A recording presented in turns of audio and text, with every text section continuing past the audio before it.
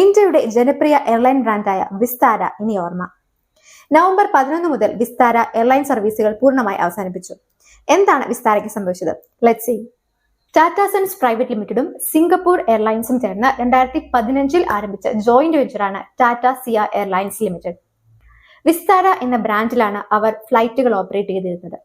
ടാറ്റയ്ക്ക് 51%ഉം Singapore എയർലൈൻസിന് 49%ഉമായിരുന്നു ഇതിൽ ഓഹരികൾ ഉണ്ടായിരുന്നത്.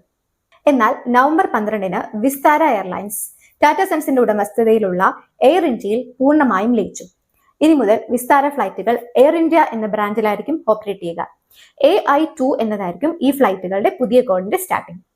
സിംഗപ്പൂർ എയർലൈൻസിനാകട്ടെ എയർ ഇന്ത്യയിൽ 25% ഓഹരികളും ടാറ്റ സൺസ് നൽകി. ഇതിനായി സിംഗപ്പൂർ എയർലൈൻസ് അഡീഷണൽ ഇൻവെസ്റ്റ് ചെയ്തത് 3195 കോടി രൂപയാണ്. ഇതുവഴി എന്ത് മാറ്റമാണ് സംഭവിക്കുക?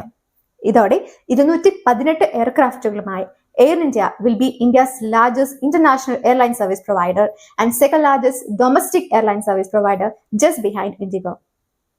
ഇതോടെ ഏവിയേഷൻ രംഗത്ത് ടാറ്റയ്ക്ക് തന്റെ മാർക്കറ്റ് ഷെയർ ഉയർത്താൻ സാധിച്ചു എന്ന് മാത്രമല്ല, ബെറ്റർ നെറ്റ്വർക്ക് ബിൽഡ് ചെയ്യാനും ഓപ്പറേഷണൽ കോസ്റ്റ് റെഡ്യൂസ് ചെയ്യാനും എല്ലാം സാധിച്ചു. ഏവിയേഷൻ രംഗത്ത് ഇനി ഇതുവഴി എന്ത് കൂടുതൽ വിപ്ലവമാണ് ഉണ്ടാകുന്നതെന്ന് നമുക്ക് കാത്തിരുന്ന് കാണാം. So follow for more.